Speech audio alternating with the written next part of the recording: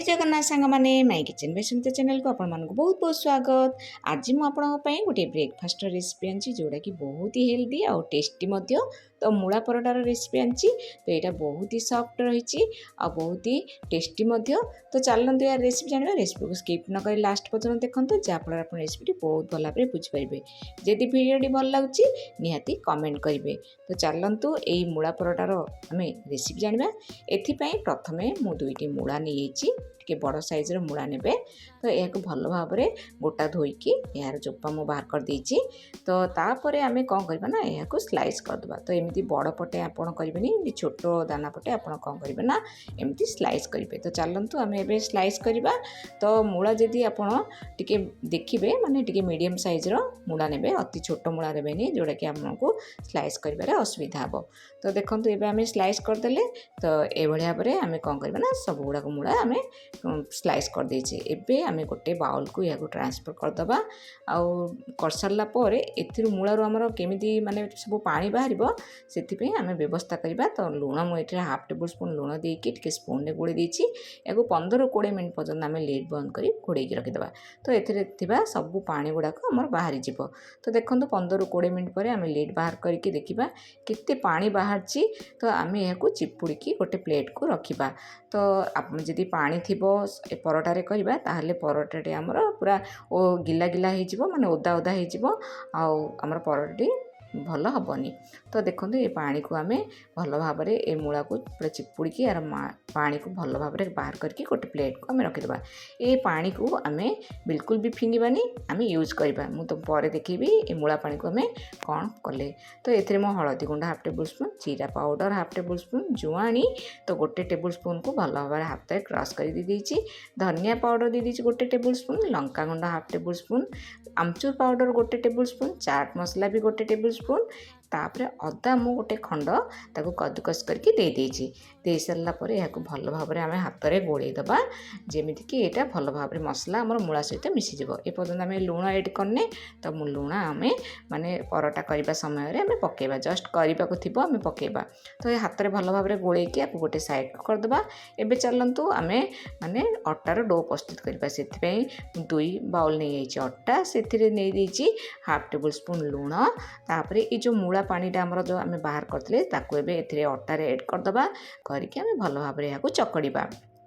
तो देखंतु एमती चकुड़ी सारा पर आम जदि आउ पानी दरकार पड़ो देवे। तो आमर आउ एक्स्ट्रा थिला मूला पानी ताको आम ऐड कर देचे करके भल भाव में आम यहाँ चकड़ी प्रस्तुति करदे। तो देखो ये भाव में आम 10-15 मिनट भल भाव में चकड़वा।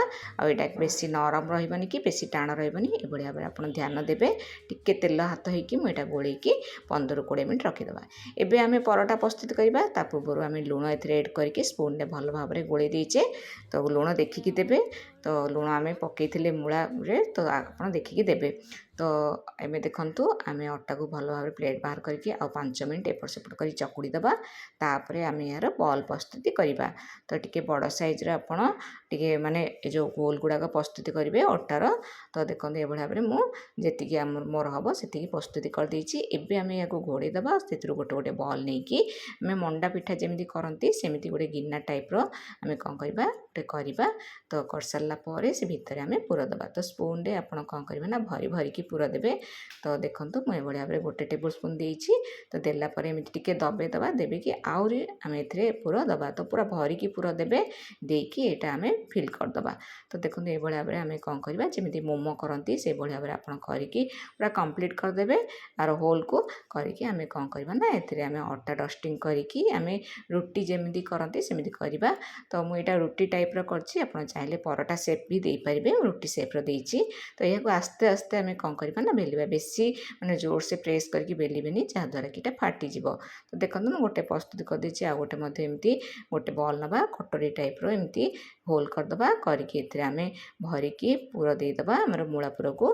तो दे सारा पर ए होल को आम कंप्लीट करके एमती रुटी टाइप्र आम कौन करवा अटा डस्टिंग करके यहाँ भी आम ये भाव में करदे। तो देखो ये मोर कंप्लीट हो गला। तो ये आम कौन करवा ना तो यहाँ अटा देकी आम कौन करवा जी होती करदे। बेसी पतला करें कि बेसी मोटा करें सामान टाइप्र करेंगे। तो मोर प्रस्तुति हो गला। आउ गोटे करी आ गोटे आपको देखली। देखूँ एवं चलतु आम तावा बसैबा गैस ଅନ୍ କରିକି ଆମର ତାୱା ଗରମ ହେଇସାରିଲାଣି। ଆମେ ଗୋଟେ ଦେବା ଏଥିରୁ ମାନେ ରୁଟି ମୂଳା ପରଟା କରିବା ପାଇଁ।